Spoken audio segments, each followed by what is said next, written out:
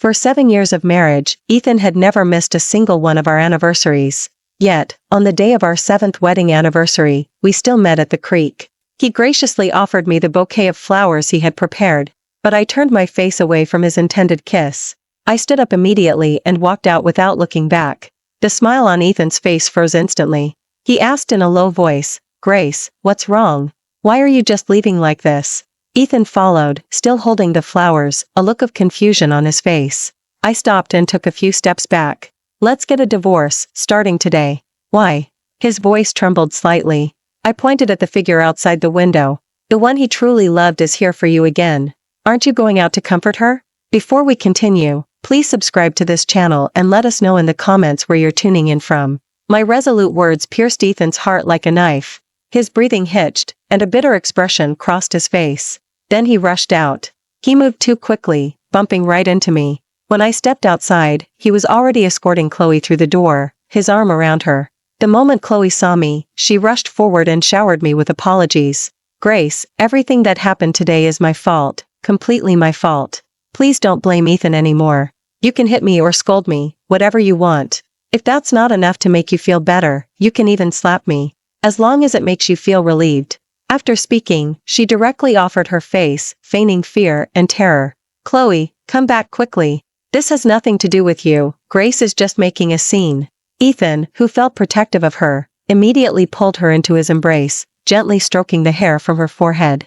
He was terrified I might actually lose control and hurt his woman. I took a deep breath, suppressing the anger in my heart, and said coldly, "Enough. This ends today." With that, I turned and left, unwilling to stay in that suffocating place any longer. Instead, Ethan grabbed my hand, his voice sharp. "Grace, I don't usually mind your jealousy and tantrums. But today you've made Chloe cry. Aren't you going to apologize to her and explain that it's not her fault? Chloe already knows she made a mistake. You're not allowed to make things difficult for her this time. You constantly bully Chloe, showing no maturity at all. You're acting like a jealous shrew."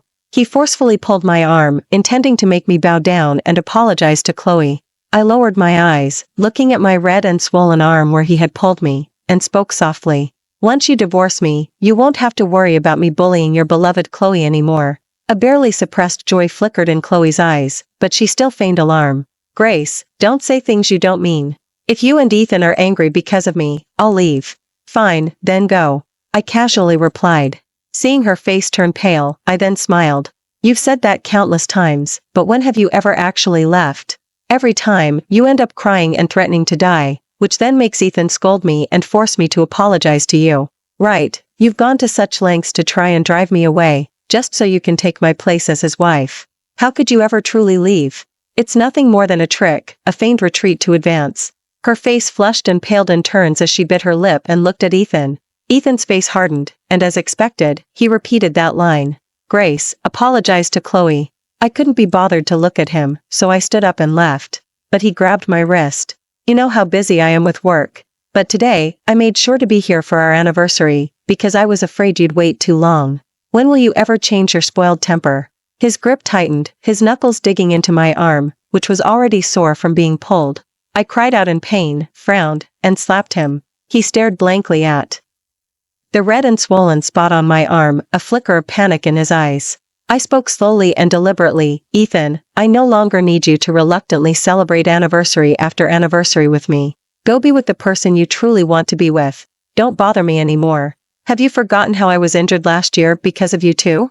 I was 8 months pregnant, accidentally fell, and had a major hemorrhage. You said you'd call an ambulance, but then you took Chloe's call and went to comfort her instead. That time, our only child was lost because of your delay." His face stiffened slightly, and he retorted, "But I did rush back in time to save you." I scoffed. "Save me? If I hadn't trusted you so much, would I have been injured? I was confined to bed for an entire month after that. You told me not to blame her, saying she knew her mistake and had changed, yet today she harms me again like this? Ethan, am I truly the one causing trouble for you too, or are you both bullying me?" I pulled my hand away and walked out without looking back. "Enough. I've truly had enough of this kind of humiliation." Ethan froze for a moment, then quickly rushed after me. He reached out to grab me again, but then hesitated mid-air, remembering the marks he had left on me earlier. But his voice, still insistent, followed me. "Grace, What are you still doing making such a fuss? Apologize to Chloe, and I'll pretend this never happened. You'll still be my wife. I couldn't help but turn back, coldly scoffing as I told him, whoever wants this title can have it. We're getting a divorce, you shameless man. With that, I got directly into a taxi. He finally lost his temper and yelled a harsh threat at me, Grace. If you actually dare to leave, then we're completely over. His words were muffled by the car window, crushed by the engine, and gradually dissipated into the distant wind. A sudden warmth on my arm startled me. I realized I was crying. I thought my tears had run dry over the past year since Chloe arrived, after all the countless times Ethan had sided with her. I thought I had made my decision clearly and could leave without a ripple. But it turned out, when I truly chose to tear him from my heart still ached.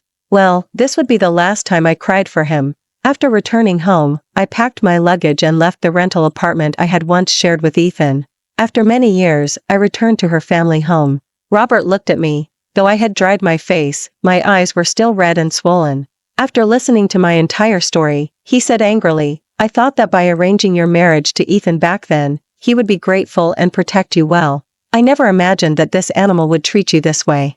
You two were childhood sweethearts, and he even solemnly pledged his commitment to your mother and me at the wedding, promising never to betray you, to grow old together. But now, it seems the scumbag is nothing but a wretch. Eleanor, don't stop me. Today, I'm going to confront that beast. I shook my head. Eleanor and I desperately tried to stop Robert. He was already old and couldn't handle any more turmoil. It was all my fault for being so blind back then.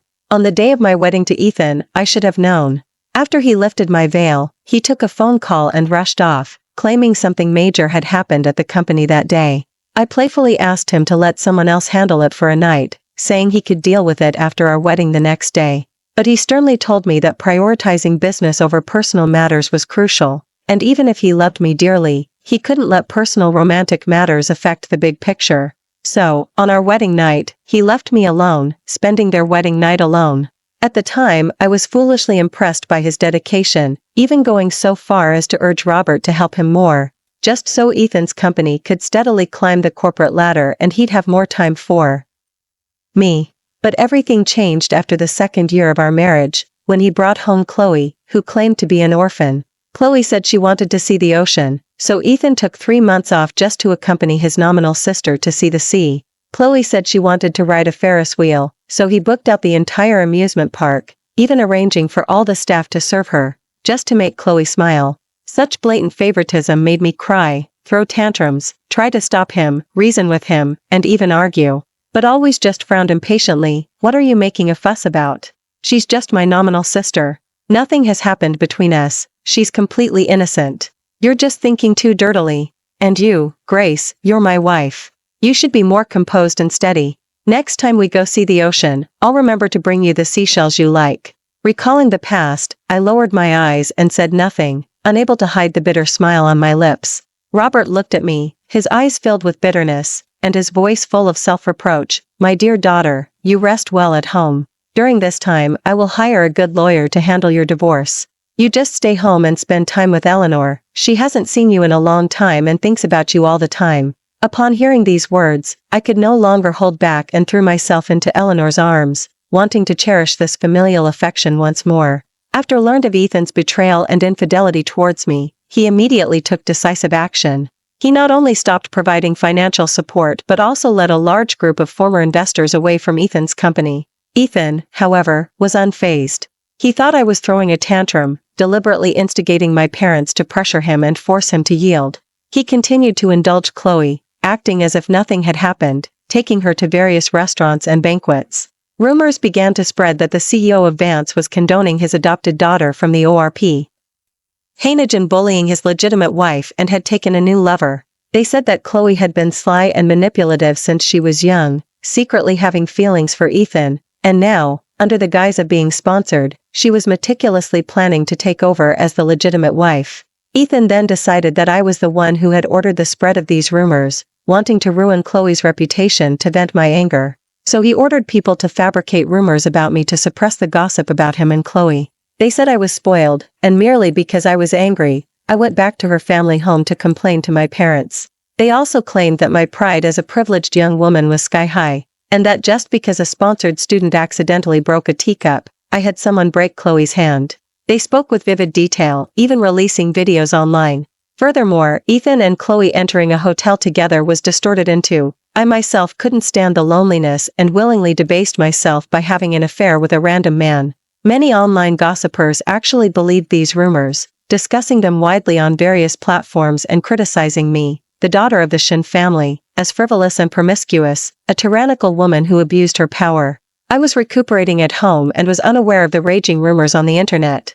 Eleanor and Robert, fearing that knowing about this would make me angry and harm my health, kept it from me, and privately began to deal with the bloggers who were spreading the rumors. I found out about it when I received a bouquet of flowers one day after coming home. The card had a few lines written on it. How can you be so overbearing? Come back quickly and apologize to her. If you are willing to return, I will withdraw the scandals I spread about you online and tell them to stop slandering you. After reading it, I said nothing, raised my hand, lit a fire, and burned the bouquet to ashes. My expression was calm, but I had already pulled out my phone to search for recent events related to me. Upon doing so, I finally understood how disgusting and ugly the scandals Ethan had spread about me online truly were. This is good too. The entanglement between him and me could finally be completely settled. Seeing that I didn't respond, Ethan continued to use paid trolls to spread scandals online. Chloe also refused to stop, starting to contact me through various channels, claiming she wanted to send me an apology letter. Her texts used sincere and humble words, but in reality, they were a blatant display of her gloating. Eleanor saw them and exclaimed, calling him a beast, saying with red eyes, Ethan's character is utterly depraved. How could he make such an outrageous promise to a sponsored student? Has he forgotten the agreement between our Shen and Vance families back then? The angrier Eleanor got, the more protective she felt over what I had endured over the years with Ethan. I forced a bitter smile and tried to comfort her, but inwardly, I scoffed at Ethan's countless explanations. In the second year of our marriage, the same year he decided to sponsor Chloe, he abandoned me again and again for this woman, and he repeatedly indulged Chloe in approaching him, getting close to him. He even allowed her to spend the night in his study, wearing his coat, leaning in his arms. When I argued for Ethan to send her away, he would always rub his temples and say, "What are you making a fuss about? She's just my nominal sister. Nothing happened between us, she's completely innocent. You're just thinking too dirtily." But was he truly innocent? His eyes, filled with affection, passion, and desire, betrayed anything but innocence. I burned everything related to him and also closed the DMs on all my accounts. Chloe's gloating gradually subsided. Soon, new news came from Vance. Ethan was hosting a lavish birthday party for Chloe. He commissioned a stunning pearl and diamond tiara and ordered embroiderers to work overnight to create a gown of ethereal silk, shimmering like moonlight, as Chloe's birthday dress. He acquired many extravagant items for Chloe, with numerous packages and gifts of flowing dresses and jewelry busily being delivered to the estate. Even the building where they planned to host the birthday banquet had red banners hung up in advance. I occasionally saw videos posted by the security guards from the birthday banquet. It was opulent and extravagant, filled with various priceless items. The comment section was abuzz with discussion. This isn't a birthday party, it's clearly a wedding. Mr. Vance even seems to be taking Chloe around to hand out invitations, looking just like a couple about to get married. Ethan's invitation was handed to me just as I had finished my makeup and put on my favorite dress. It wasn't for Chloe's birthday party. Instead, Robert had arranged for me to witness the downfall of the Vance family. The once prominent Vance was about to collapse completely in Grandview City. When I returned home, the security guards at the estate looked strange. They even tried to stop me from entering. It wasn't until the accompanying police officers presented the search warrant they had prepared that they allowed us in. The bedroom door swung open. The two people on the bed awoke with a start and sat up. Chloe shrieked and hid in Ethan's arms. Ethan embraced her and roared, "Who are you people, daring to trespass into the estate? This is private property." I calmly looked at him. "You know this is private property, but it won't be for long." Ethan looked at the police officers rummaging through the room outside the door, his face instantly turning pale. He abruptly pushed Chloe away, scrambled out of bed, his movements frantic. "Grace, what's going on? Did you bring those police officers outside?" As he said this, he suddenly felt a chill, realizing he was bare-chested and only wearing underwear. He hastily explained, "Don't misunderstand, Chloe's rental apartment has been infested with cockroaches these past few days, so it's temporarily uninhabitable. That's why I let her stay here." I stared intensely at Chloe. She was wearing the white wedding dress Ethan and I had used for our wedding. She trembled and began to speak. Grace, don't misunderstand. My clothes were wet just now, and I had nothing to wear. I just took something from your closet that you probably don't usually wear. Ethan then realized he was speechless, his face and expression frozen. But he gritted his teeth and shamelessly stepped forward to take my hand. Grace, you received my invitation, right? It's good you're back. Tomorrow is Chloe's birthday. If you give her a big gift, we can let bygones be bygones and start fresh, okay? I was just momentarily infatuated and ended up sleeping with her. I closed my eyes, unwilling to look at this scumbag, and softly interrupted his explanation. Then I looked at the police officer behind me. Officer, have you found everything? Besides proof of Vance's tax evasion all these years, they also used their positions to collaborate with international criminal organizations. Grace. Ethan's face completely changed. His face darkened. What do you mean by that? What international criminal organizations? What tax evasion? Grace, you need evidence when you spread malicious rumors. Do you think I, Ethan, am so poor that I have to resort to illegal activities to make money? Vance hasn't fallen to that extent. Fine, search, I want to see what you can find. He turned back, looking at the sobbing Chloe, feeling protective. Once you've finished searching, get out. You can come back when you've admitted your mistake. I scoffed, the ones who will be leaving soon are you too. Ethan's face completely darkened. Fine, fine, fine. Remember what you said today. Even if you beg me to come back later, I won't forgive you. I looked at Chloe in his arms, her eyes shining with barely concealed triumph. I averted my face in disgust.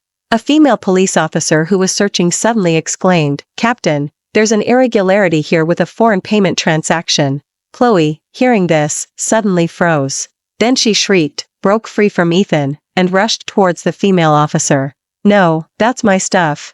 Don't just take it. Chloe's panic-stricken behavior was immediately controlled by the police.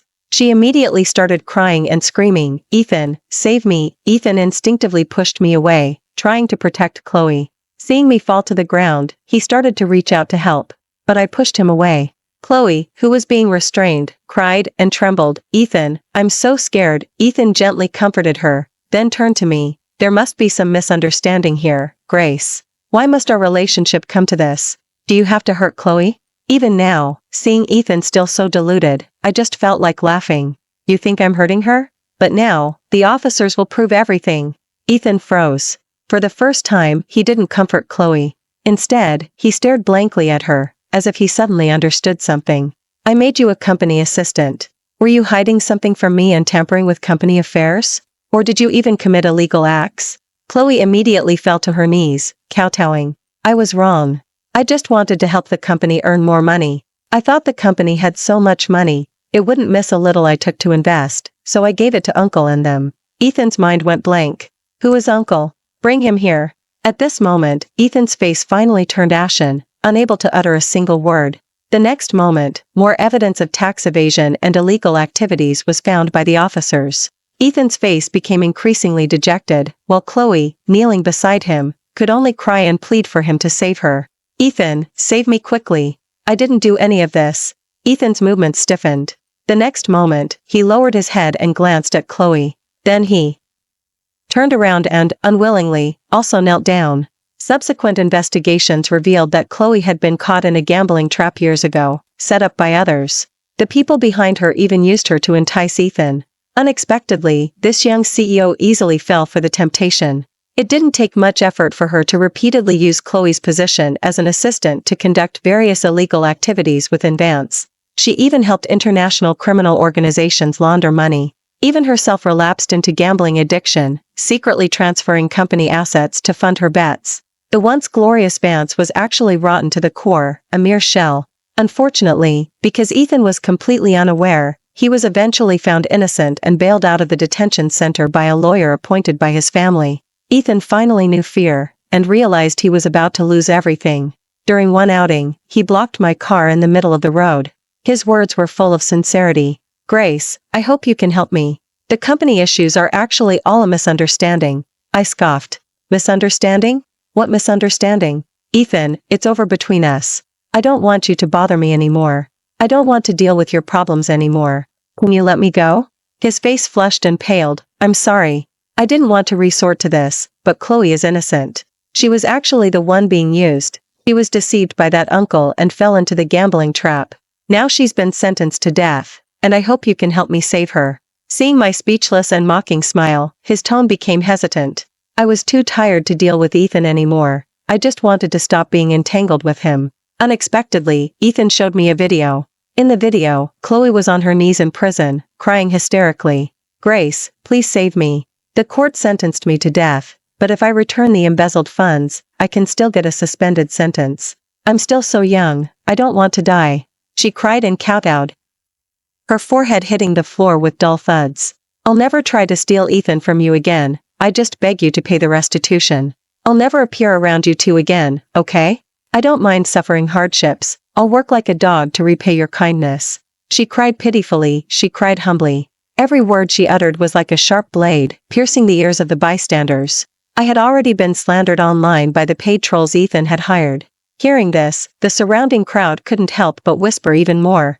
I scoffed. Chloe had embezzled over 300 million, and even with his family's protection, the old Ethan would have had to sell company shares to come up with that amount. And now that they were both down and out, they still wanted to exploit me for money. Or perhaps she hoped to escape punishment by relying on Ethan and others' pity for her, and the public's outrage towards me? But her calculations were wrong. Ethan suddenly stood up and rushed to my side. His eyes were red as he explained.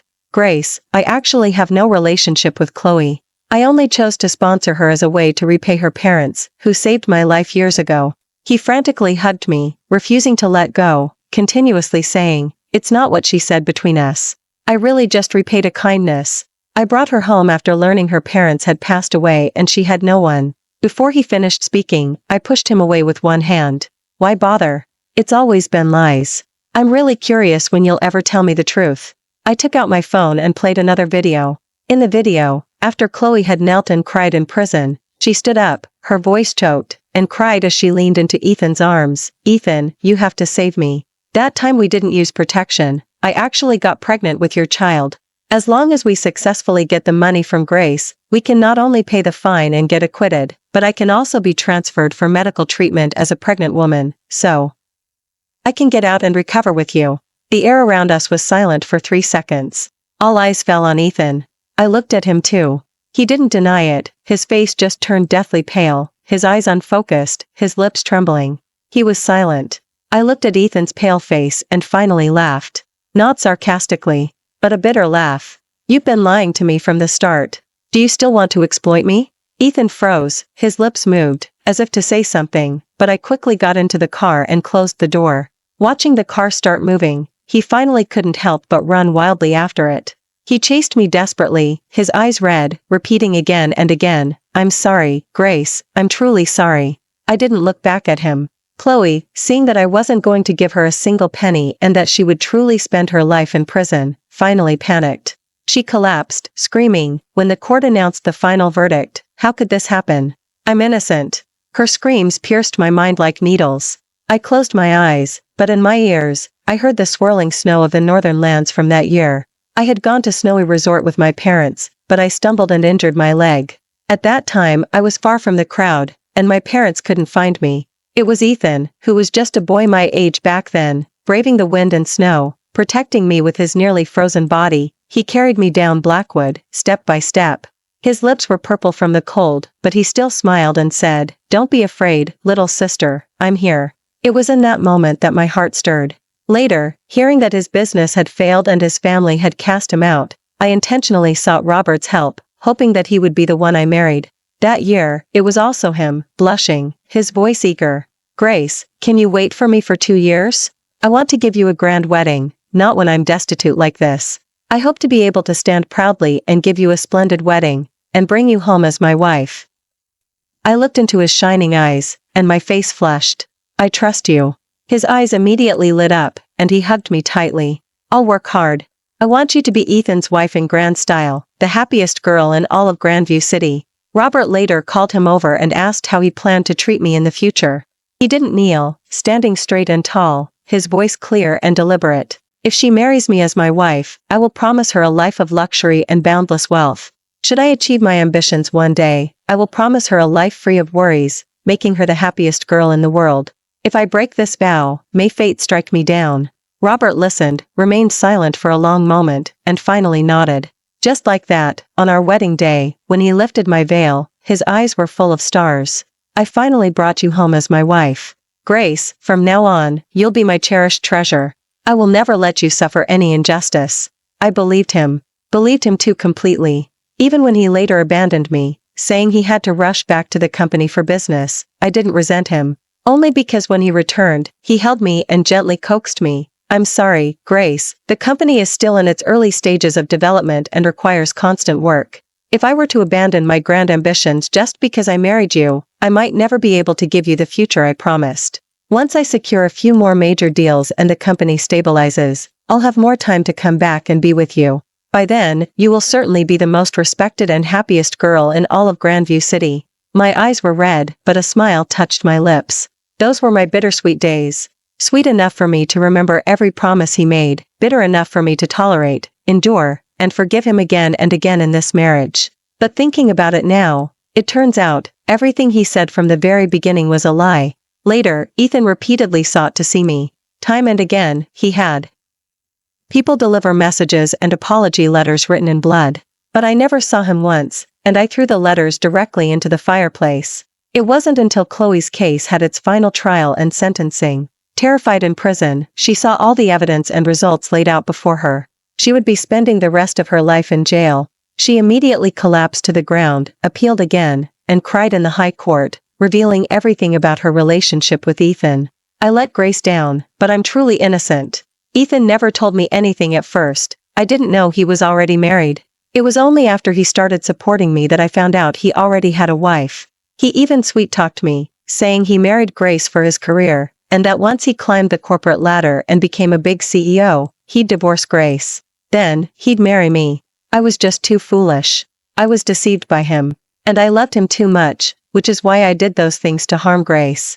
She cried with snot and tears, crying hysterically like a pitiful person. Ethan, whose face was livid, listened to her words in court and immediately exploded in rage. Nonsense. I never said any of those things. You knew I was married with a child all along. Yet you deliberately approached me, enticed me again and again, snuck into my room again and again, wore her clothes, and wore an intoxicating perfume. Every time, I told you to leave. It was only those few times that I was dazed by your perfume and ended up with you.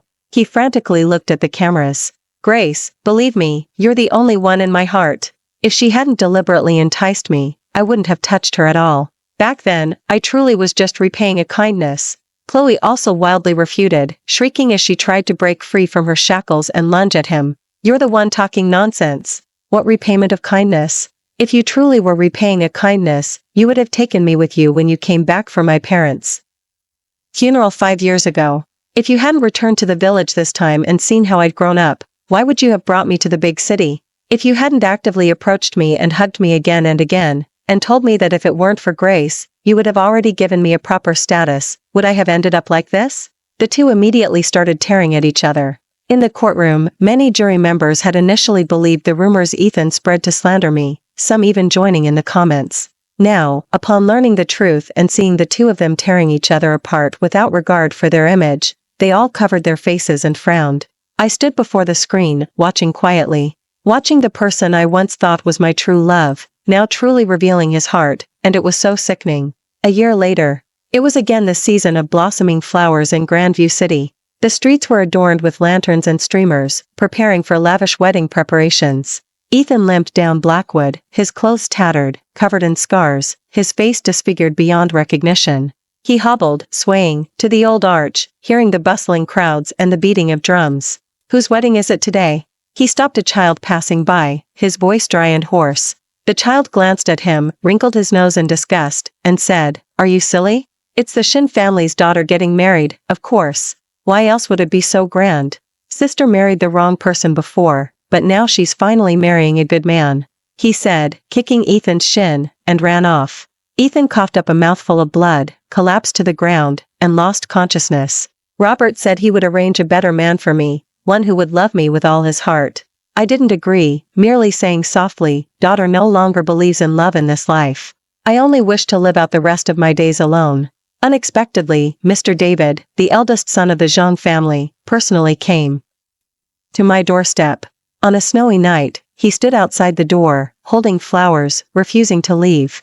I had someone close the door, but he remained awake all night, standing guard. The next morning, he stood in the snow, his voice low and resolute. Grace, years ago, I had intended to come here to propose, hoping one day to stand by your side and ask you to be my wife. But when I returned from abroad, I heard you were already married, and that Ethan had gotten to you first. I thought I was doomed to spend my life alone, prepared never to marry. But now I have another chance. He looked up at me, his eyes full of sincerity. I know I was dull and reserved, too afraid to tell you how I felt before. That's how I lost you. If you're still unwilling, I'll leave tomorrow. But every year, at this time, I'll return. If you find my presence bothersome, just say so. I'll keep my distance forever, staying where you can't see me. As I looked at him, my heart suddenly softened. As if by some force beyond me, I nodded. Mr. David, I might not be able to open my heart right away. It might take a long time to accept you, to fall in love with you. But life is long, and if that person is you, I'm willing to take the time and try again. After we married, I settled with him in the. He cherished me, doted on me, treating me like my cherished treasure. We had a son and a daughter. In the snow, our 2 children surrounded their father, riding on his shoulders and laughing as they called out for Mom. Watching them, I opened a package my mother had sent me today. She said a beggar had died outside our house at the start of spring, still saying, Grace, I'm sorry, before he passed. He also left a letter, meant to be given to you. She said, judging by his appearance, it must have been Ethan. She added, I can't believe he was still alive. How disturbing. I've already had someone drag him away. Did something happen with Robert and Eleanor? Grace, you look a little off. Mr. David looked at me, concerned. I came back to myself, shook my head, and managed a faint smile. I'm fine. He leaned down to kiss my forehead, gently placing the child he was still holding onto the floor, then pulled me into his embrace.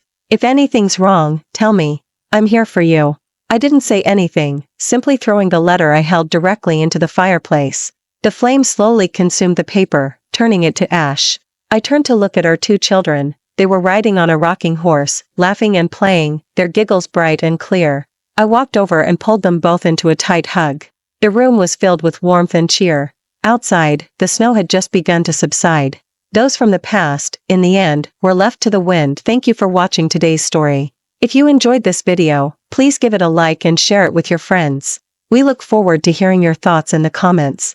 Feel free to share your perspectives, and don't forget to subscribe to our channel for more exciting stories. See you next time.